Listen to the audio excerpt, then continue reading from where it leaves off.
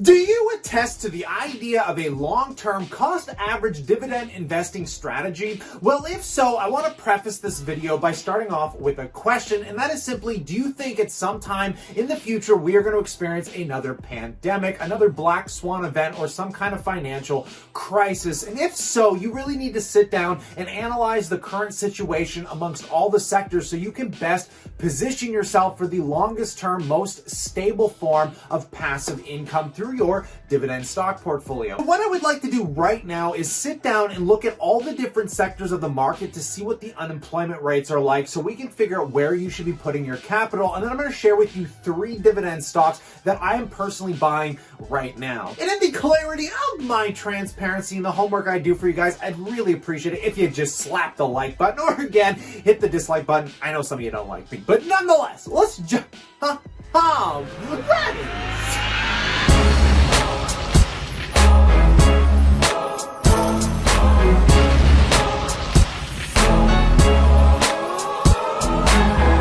Welcome back, my passive income investors. I like it. To kick this off, we're going to start with the hardest hit segments and then work our way down the list, finally revealing 3 dividend stocks I would personally be buying right now. And to kick all of this off, of course, we are talking about hospitality and leisure with an unemployment rate of 29%. This comes at no surprise with all the media attention around companies like Carnival Cruise and Winning Resorts only garnishing attention from short-term investors and basically traders, making this fairly unattractive for a very long-term dividend investor, presuming that something like this could happen another 10 or 15 years from now, leading into the next hardest hit segment being the oil and gas. Though the pandemic, I don't think really caused the biggest problem with the oil and gas industry. Even though people were driving less, oil prices are largely driven by economic circumstances from different countries like Russia and Saudi fighting over oil contracts, causing the initial crash only to be exacerbated by the pandemic. This is a segment of the market you have to be aware of is extremely volatile. And if you're looking for dividend income over a 20, 30, or 40-year time period,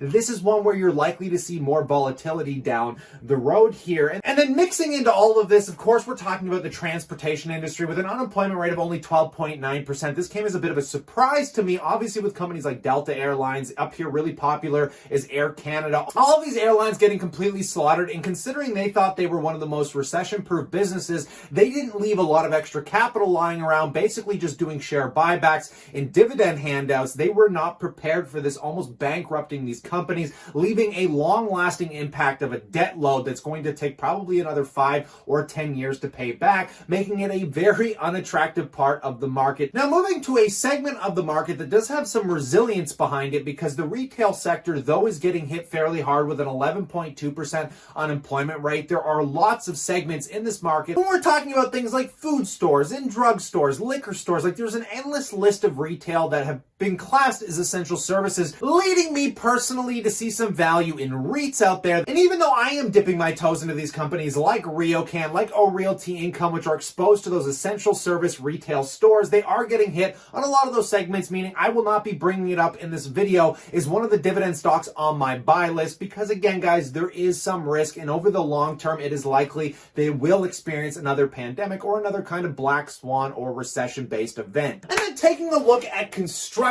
with a 10.1% unemployment rate, this kind of comes at a mixed response for me, because typically real estate does get hit hard in recessionary periods, but during this pandemic, I wouldn't have expected any of these real construction projects to get halted, and it's only primarily due to the fact that they don't want the disease spreading while these people are working. But considering the explosive growth globally in major cities and the fact that construction is not slowing down really anytime soon, I feel like this might just be a short-term hiccup followed by a really fast expansion, probably moving into 2021. But as we move down the list, you can see these unemployment rates are getting smaller and smaller, leading into the next part of this segment, talking about education services at an 8.6% unemployment. Now, this was one of the least hit segments because most people that are teachers are more than likely doing Zoom calls and running their schooling from home, making it one of the safest segments to be involved in, as even the governments right now are pushing to try and find a way to get kids back in school. We don't want our kids becoming stupid, because they're the ones that are going to replace us loss at some point down the road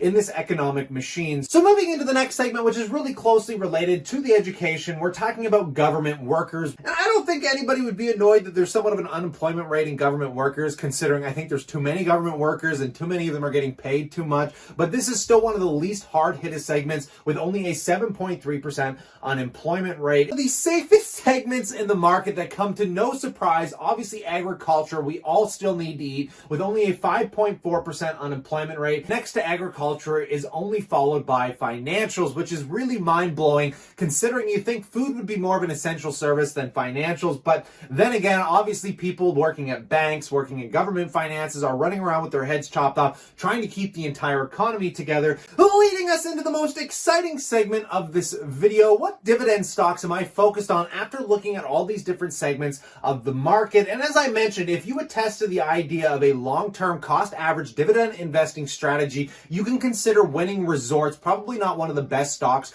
you want to buy, as every single recession, whether it's a pandemic, whether it's something like the 2008 housing crisis, this is one that will get slaughtered time and time again. Not saying that it can't be a good long-term investment, as Wynn Resorts has had a very long history of surviving all of these. The only problem is the stock constantly does the same thing. Obviously, I will be avoiding the leisure and hospitality segment, especially considering I've been a full-time magician for the last decade, and my entire career has been pretty much wiped out because of this, at least until people feel more comfortable interacting with a magician. But that is leading me to focus on the segments of the market that are still really hard hit, but nobody really cares about right now. And of course, we're talking about the financial segment, and at the top of my list is the company that I actually use to broker my stock deals, which is Bank of Nova Scotia. Now, I will always choose the Canadian banks over the US banks. When you see companies like Wells Fargo cutting its dividend just like it did back in 2008, those are some of the scarier financials that we know will get hit again, and any kind of future problems that arise. But the Canadian banks have been extremely resilient through all of this, and they are trading at some pretty huge discounts. Now, keep in mind, interest rates are at all-time lows, but skip a year or two from now, interest rates will go back up to normal. The economy will hopefully become more robust, and hopefully we will see a return in the stock price. Something tells me in the near-term future, we will start seeing a rotation out of tech back into financials and some of these other parts of the market. So yes, I already own Bank of Nova Scotia, and I do plan on picking up more, because every $10,000 investment you make today, you are essentially going to get a 6.5% yield or make $650 annually. They have not announced any dividend cuts yet, and these aren't dividends that go up really fast over time, but it is exceptionally hard to get a 6.5% reliable yield, and something tells me Bank of Nova Scotia is going to be able to provide this. And talking about agriculture, obviously this is a sector of the market we should all be paying attention to, and the one at the very top of my list might come as a bit of a shocker to you, and this is a big disappointment to me because I already wanted to purchase this in the past and I never pulled the plug yet. And of course, I am talking about Scott's Miracle-Gro. Scott's Miracle-Gro isn't really growing potatoes or carrots or things you are buying at any essential food store, as Scott's Miracle-Gro primarily focuses on selling obviously peat moss and all kinds of dirts to help people grow agricultural products, highly focused obviously in flowers and home gardening.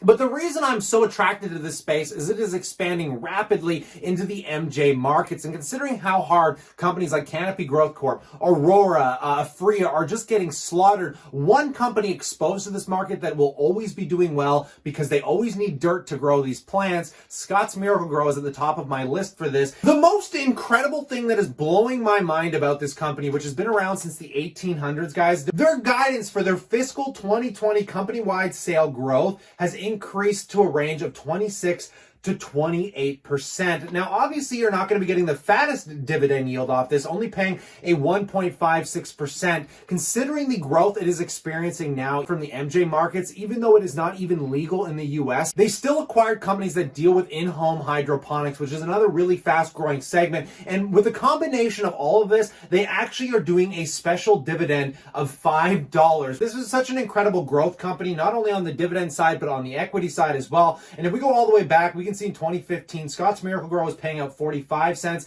in which 5 years later, they're paying out 62 cents. And on top of that, just taking a look at the stock one more time here, guys, if we take a look at the 5-year current growth rate, I mean, your investment would currently be up 141%. The only thing comparable to this right now is the tech sector. And me not being too versely understood in the agriculture markets, this is just one that not only is really easy to understand, the product listings are far and few in between. The fact that they are not out there growing vegetables exposed to the weather conditions, and the fact that we're in a pandemic and hotels aren't buying milk or pop as much, considering how hard Coca-Cola got hit, this is such a recession-proof, long-term dividend investment, in my personal humbled opinion. Leading me into the last stock, I would highly recommend that if you're not interested in Scott's, you already own banks, you need to be involved in the healthcare space here. And at the very top of my list, one that I have been loading the boat on, of course, we are talking about Johnson & Johnson, and obviously not as hyped as something like a Kodak, a Moderna, a Vertex. And the reason for that is this is a $380 billion conglomerate that has a hard time growing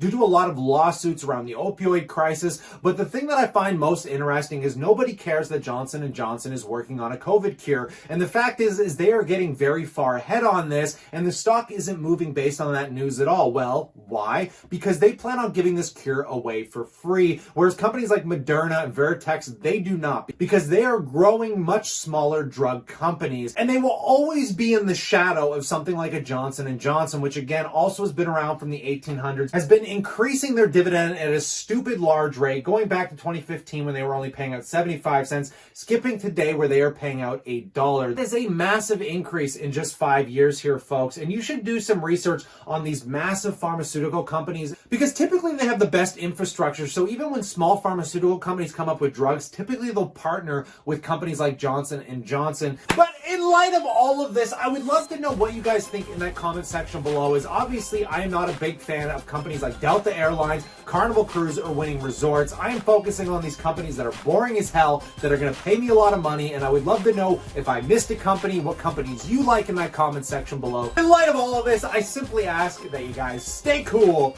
stay awesome, and I look forward to chatting to you tomorrow.